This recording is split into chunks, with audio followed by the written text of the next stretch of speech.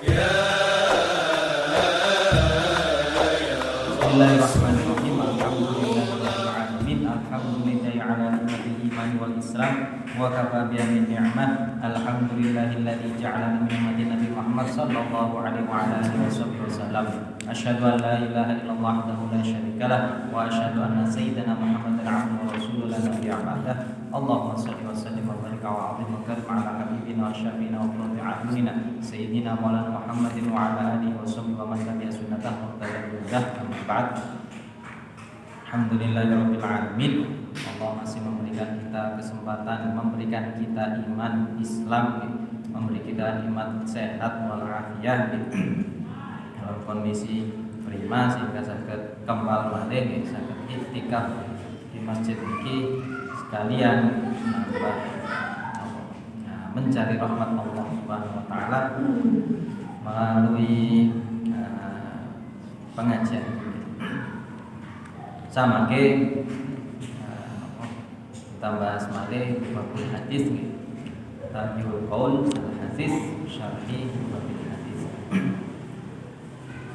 Masih membahas tentang fadilatul ilmi wal ulama. Kemarin sampun diterangkan bagaimana keutamaan seorang yang memiliki ilmu dibanding orang yang tidak berilmu, atau dalam tataran orang yang ahli ibadah. Meskipun orang yang ahli ibadah itu dikatakan mereka bisa beribadah, mereka harus punya ilmunya untuk beribadah yang benar. Sholat harus punya ilmunya untuk melakukan sholat otomatis. Tapi orang yang pengetahuannya lebih banyak itu lebih mulia daripada orang yang ahli ibadah semacam itu.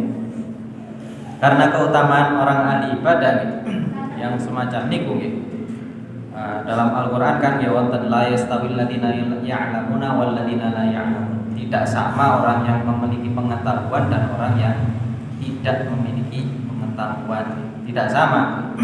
Karena mereka ada kemuliaan tersendiri. Dalam ayat lain pun dia ada yarfa'illahu alladina amanu wal ladina utul ilma darajat. Allah mengangkat orang-orang yang punya ilmu, orang beriman dan orang yang utul ilma yang diberi ilmu darajat. Belum ayat lain warasikhuna fil ilmi misalkan ayat yang membahas tentang orang-orang yang ilmunya mendalam. Seperti imam-imam kita, imam-imam besar kita, imam madhab kita, mereka ini coba pasti orang yang berilmu sangat luas.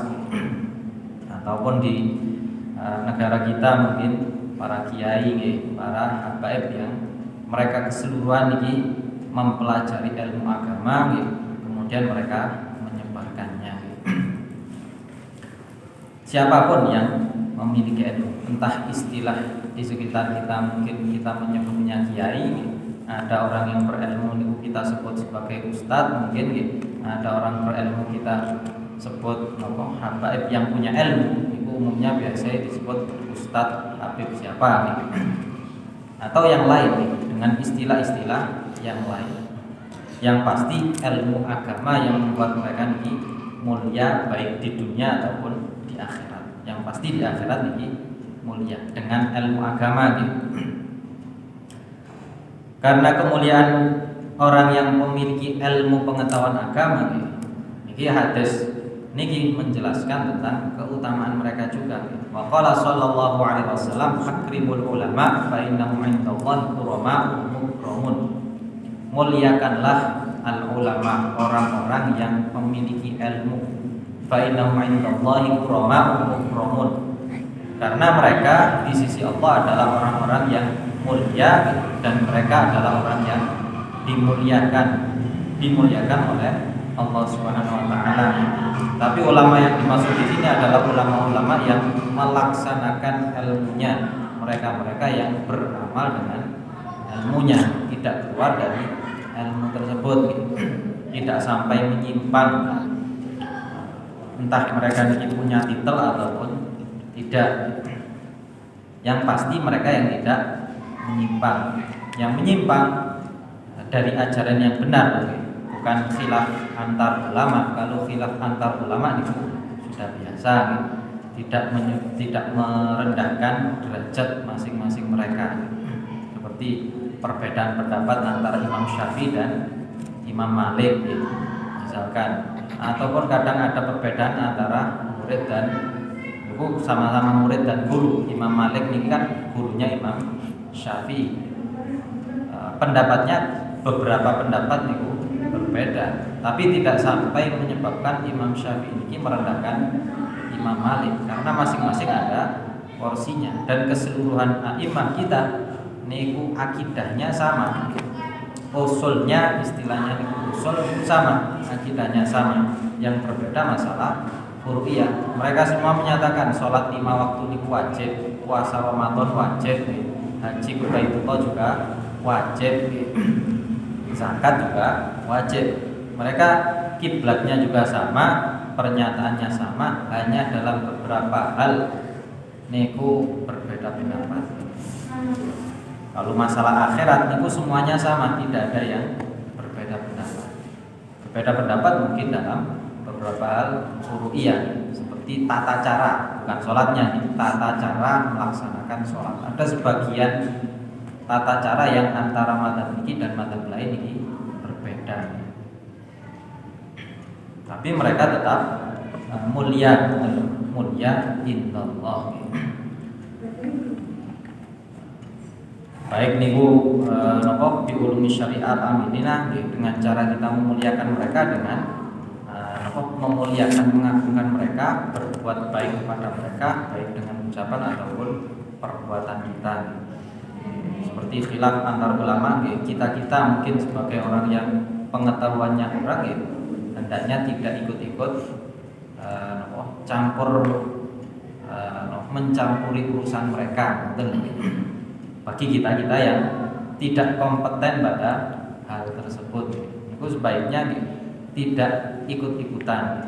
Kita cukup melihat ulama siapa yang patut kita jadikan panutan, kita ambil ucapannya. Apakah sesuai ucapannya ini dengan dalil yang beliau sampaikan? Kalau sesuai dengan Al-Quran, seperti kita ini mengikuti Imam Syafi'i. Imam Syafi'i punya anak buah, punya murid-murid, entah murid-murid ini secara langsung ataupun murid dari murid-muridnya, yang keseluruhannya kita ambil pendapatnya, pendapat yang kuat di antara murid-murid mereka. Istilah ashabus Syafi'i, sahabat-sahabat Imam Syafi'i, itu murid-murid beliau, yang kadang-kadang kaulnya atau pendapat mereka ini sebagian berbeda dengan sebagian yang lain. Ini kan kita mengambil dari mereka-mereka, bukan kita sembarangan. Kalau kita yang tidak memiliki kapasitas semacam itu, kita tidak usah mendebatkan. Kita tinggal buka kitab, misalkan mencari pendapat yang paling kuat mana, itu yang kita ambil. Namun kalau memiliki misalkan ada beberapa orang berbeda pendapat dalam masalah furu', tapi bukan dalam masalah akidah. Kalau dalam masalah akidah ini tidak ada toleransi. Akidah semua ulama ini sama, tidak mungkin berbeda. Yang berbeda ini hanya furu'iyah. Kalau mereka sudah keluar dari akidah yang benar, ucapan semacam itu tidak bisa kita benarkan. Seperti pernyataan misalkan semua agama ini sama, ini pernyataan yang tidak boleh kita ikuti, karena hakikatnya inna dina indallahi Islam. Seandainya ada panutan kita mengatakan semacam itu, ucapan yang tersebut jangan diikuti. Seandainya beliau ini menyampaikan hal yang baik lainnya, menyuruh kita sholat, menyuruh kita puasa, menyuruh menyantuni fakir miskin, ucapan-ucapan itu yang kita ikuti. Tapi kalau ucapannya sudah keluar semacam itu jangan kita ikuti dan jangan kita bela dalam hal tersebut. Ini cara kita memuliakan mereka. Ulama siapapun ini, ulama tidak hanya ada di daerah kita sini. Ulama mulai zaman Rasulullah, bahkan sahabat pun yang tidak kita sebut mereka itu sebagai kiai, tidak kita sebut ustadz, hakikinya mereka ulama. Cuma tidak kita istilahkan ulama tabi'in. Itu tidak diistilahkan ulama di bahasa kita. Hakikatnya mereka ulama keseluruhan. Jangan lupa juga ulama-ulama kita di Indonesia, Kiai Hasyim Asy'ari, Kiai Abdul Wahab dan lain-lainnya. Ini umumnya semuanya menggali ilmu juga dari Arab, bukan Arab Saudi loh. Arab Saudi ini hanya negara. Maksudnya mereka ini berangkat ke Mekah, ke Madinah. Di sana banyak para ulama, mereka mengambil ilmu dari mereka. Itu sejarah tidak bisa kita pungkiri, kenyataan. Jadi kita sebagai pengikut mereka pun harus menghormati ulama-ulama lain juga, asal tidak keluar dari jalur syariat yang benar, bukan orang-orang yang Wahabi ataupun yang Syiah. Kalau Syiah dan Wahabi jangan sampai diikuti. Niku akrimul ulama fa innahum indallahi mukramun. Kemudian hadis berikutnya waqala sallallahu alaihi wasallam man nadhara ila wajhil alim nadratan fa fariha biha khalaqallahu ta'ala min tilkan nadrah malakan yastaghfiru lahu ila yaumil qiyamah. Barang siapa yang melihat ila wajhil alim pada wajahnya orang alim nadratan sekali pandang saja, kemudian fafarihat dia gembira dengan wajah tersebut, dengan pandangan tersebut dia gembira, maka khalaqallahu ta'ala min tilkan nadrah, Allah menciptakan dari pandangan tersebut malakan. Yang mana malaikat tadi, Allah ciptakan malaikat tadi niki meminta ampunan baginya sampai hari kiamat. Kita kan tahu banyak sekali amal-amal yang bisa melebur dosa-dosa kecil kita. Tahniku wudu misalkan kita wudu sekali mawon niku kan bisa menggugurkan ataupun dosa kita sakit netes dari ada kilat air tetes yang terakhir. Ada yang mengatakan ketika air wudu kita niki menetes istighfar ataupun pelebur dosa-dosa kecil, sebagian dosa kecil kita. Atau kita sholat Jumat hari kemarin, sholat Jumat ke depan juga kita laksanakan sholat. Niku antara dua Jumat niku kafaratul lima bainahuma juga bisa melebur dosa di antara dua Jumat tersebut. Nah, ataupun ketika kita bersalaman ketemu tiang terus salaman, niku juga salah satu pelebur dosa dan lain sebagainya, termasuk man nadhara ila wajhil alim. Bahkan diucapkan oleh sebagian ulama oleh Imam Sayyidina Ali bin Abi Thalib, man an-nadhara ila wajhil alim ibadah. Melihat ke wajahnya orang alim ini dianggap ibadah. Karena bukan dari sisi langsung ibadahnya, karena ketika kita melihat wajahnya orang alim niku kita akan ingat orang niki yang mengajak kebaikan. Ketika kita ingat kita otomatis akan melakukan kebaikan. Ini yang bisa menyebabkan jadi ibadah. Kan ada tiga pandangan tiga pandangan ini yang bernilai ibadah. Pertama melihat Ka'bah, yang kedua melihat wajah orang tua kita dengan rahmat, maksudnya bukan dengan marah, dengan belas kasih, dengan kasih sayang. Kemudian melihat wajahnya orang alim. Catatan tadi kan Imam Ibn Abbas radhiyallahu anhu beliau berkata, qultu ya Rasulullah ayyu julasaina khairun, qala man dzakarakum billahi ru'yatuhu wa zada fi ilmin fi amalikum mantiquhu wa dzakarakum bil akhirati ilmu. Jadi Ibn Abbas bertanya kepada Rasul, ya Rasulullah ayyu julasaina khairun, teman terbaik, teman apa yang terbaik bagi kita? Teman duduk, teman nongkrong sing terbaik niku teman ya nopo? Rasul Nabi Muhammad, man dzakarakum billahi ru'yatuhu, orang yang ketika Anda lihat niku dia akan mengingatkan kita kepada Allah Subhanahu wa taala. taala pertama gitu. Kemudian seandainya kita melihatnya ataupun kita berteman dengannya, itu akan menambah kebaikan ketika dia berucap. Ketika dia mengatakan sesuatu akan menambah kebaikan untuk kita. Dan juga dengan ilmunya orang tersebut akan mengingatkan kita kepada akhirat.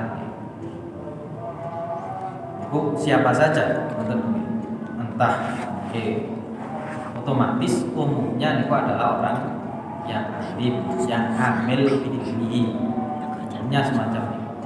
Karena umumnya mereka entah di kendaraan, entah dimanapun, rata-rata kalau kita lihat guru-guru kami gitu, ini entah di kendaraan, entah dimanapun gitu, lempoten maca Quran ya, maos, pikir misalkan gitu, atau dan lain sebagainya. Ketemu orang misalkan kemudian saling salam gitu. Langsung hanya nyopong tapi mengucapkan salam. Salam kan ibadah, mengingatkan kita kepada Allah Subhanahu wa taala.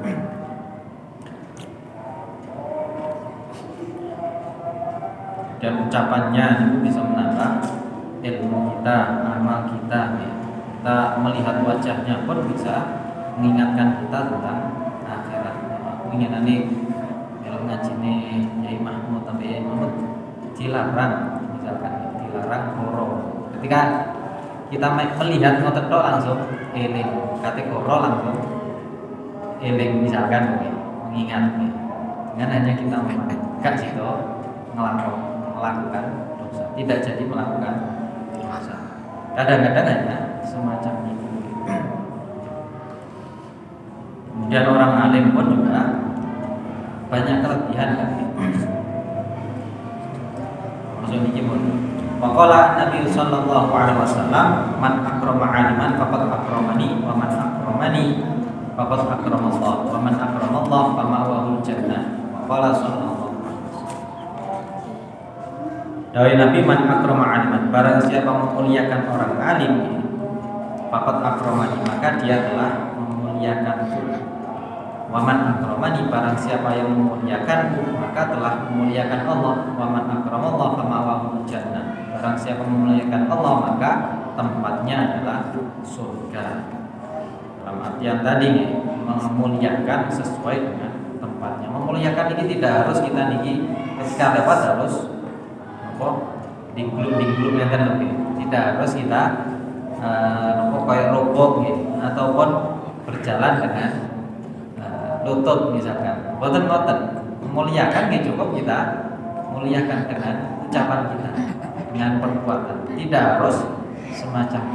Bahkan kalau mazhab kita menghormati orang seperti orang Jepang gitu, membungkuk ngeten gitu, niku hukumnya sangat makruh. Kalau kita bahkan kalau seandainya untuk memuliakan gitu, cara hukum gitu makruh. Makanya tapi adat sini dan adat daerah lain sangat berbeda. Makanya ketika kita niki jenengan nanti ketinggalan yang Arab sebagian orang Arab itu mulai kadang liwat nang gurune sekalipun gitu. Kadang dia kali ngadeg ngeten nabi gowo medan misalkan gitu. Lek ngeten soalnya potensi bisa jatuh, jadi ngadeg ae gitu. Tapi ketika meletakkan iki mereka menghormati gitu. Jadi tidak bisa kita pastikan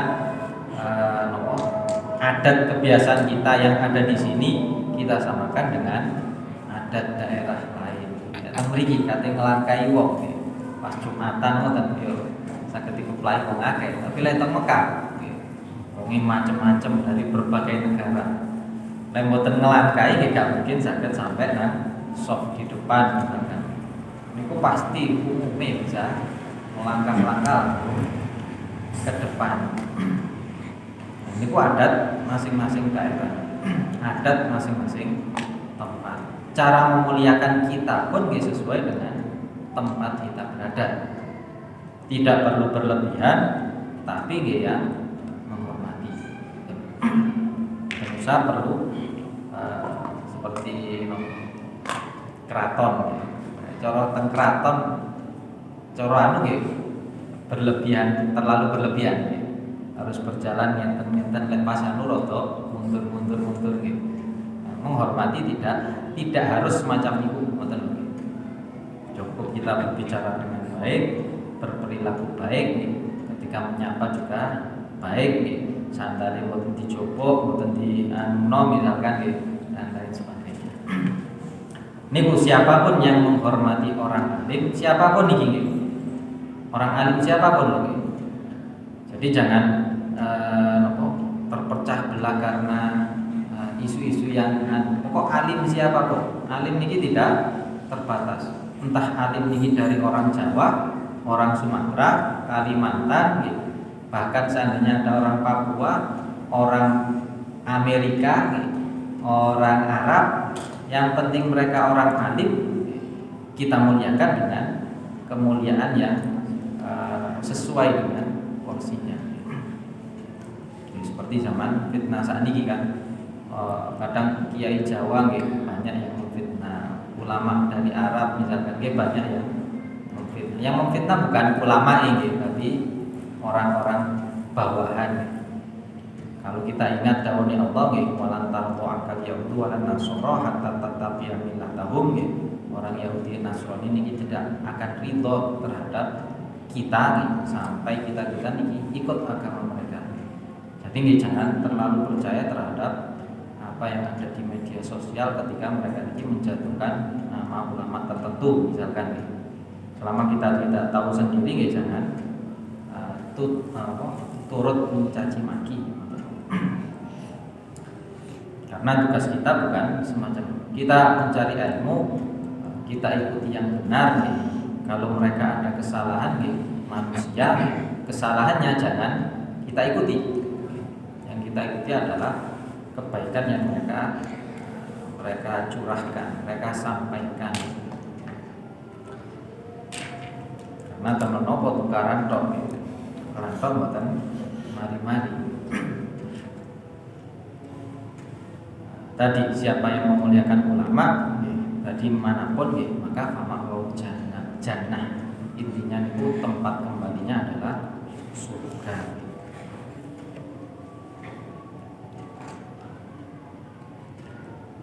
Dan waqala sallallahu alaihi wasallam, naumul alim afdalu min ibadatil jahil. Tidurnya orang alim niku lebih utama daripada ibadahnya orang yang bodoh. Karena orang alim niki ada ilmunya. Orang bodoh sekalipun tidak tidur kemungkinan dia akan melakukan hal yang tidak. Kemungkinan dia akan melakukan sesuatu hal yang tidak diketahui oleh dirinya, dan hal tersebut adalah sesuatu yang berdosa atau melakukan yang tidak perlu. Kalau orang alim yang benar-benar alim mengamalkan ilmunya, niki tidurnya untuk kelangsungan nanti dia akan memanfaatkan ilmunya. Jadi tidurnya dianggap ibadah. Tidak seperti tidurnya kita. Tidurnya kita kalau ibadah pas poso tok, lek poso belum tentu ibadah. Soalnya lek poso kita tidur, mboten ngrasani mboten macam-macam. Tapi kalau tidur biasa belum tentu dianggap ibadah, belum tentu. Tentunya sebab saged manfaat barokah. Mugi-mugi kita sedanten diparingi keluasan ilmu, mugi saged menghormati mereka-mereka yang berilmu tanpa kita turut campur terhadap apapun yang terjadi. Yang penting kita ini beraliran Ahlus Sunnah wal Jamaah, berpegang kepada kitab Al-Quran dan hadis, dan insya Allah dengan berpegangan dua hal tersebut dengan ulama-ulama kita, mazhab-mazhab kita akan selamat di dunia wal akhirah. Mungkin kita sehat terus, dan mungkin tetangga-tetangga kita, keluarga kita yang meninggal mungkin diampuni oleh Allah, diangkat derajatnya oleh Allah Subhanahu wa taala. Bismillahirrahmanirrahim. Alhamdulillahirabbil alamin. Allahumma shalli ala sayyidina Muhammad wa ala alihi wasallam. Wa laqad asyhadu li na'ati man awsafu tuqil qurubat wa yujul asyana wa qad atma ali fa ma yusawil qawlu minna aw yakunu tanana lakin hubban fi sarairi qad madhi sawati rabbana wa hadana wa idh bazajna bil mawaddati hakuna nafau aidi faqrina wa rajana lil wahidil ahadil ali ilahana mutawassilina biman ilaihi ta'ala muftari wa habibi wa safi sayyidil wujudi bihi ilahu rabbana ya rabbana ya rabbana ya rabbana bil mustafa aqbalna ajib da'wana antalana ya ghufrana fi hadhihi dunya wa fi ukhrana aslih lana al ahwala wa fir dhanbana wa la tu'akhid rabbi in akhtana wasluk bina fi nahji al mustafa thabit ala qadamil habibi khutana arina bi fadlin minka ta'ala ahmadin fi bahjatin ainul qatarana warqud bihi fi kulli halin hablana wa ibada man wadda wa man walana wal muhsinina wa man ajaba hidana wa وطالبا أوصانا والحاضرين والسعيا في جمعنا نحن بين يديك أنت ترانا ولقد رجوناك فحقق سؤلنا واسمع بفضلك يا سميع دعانا وانصر بنا سنة طه في بقاء الأرض واطمع كل من عادانا وانظر إلينا واسقنا كأسا لنا واشف وعافي عاجلا مرضانا واقض لنا الحاجات وأحسن ختمنا للظلمات وأصلحا حكمنا يا رب واجمعنا وأحببا لنا في ذلك الفردوس يا رجوانا بالمصطفى صل عليه وآله ما حركت ريح الصباح والصلاة سبحان ربك رب العزة عما يصفون وسلام على المرسلين والحمد لله رب العالمين. الفاتحة.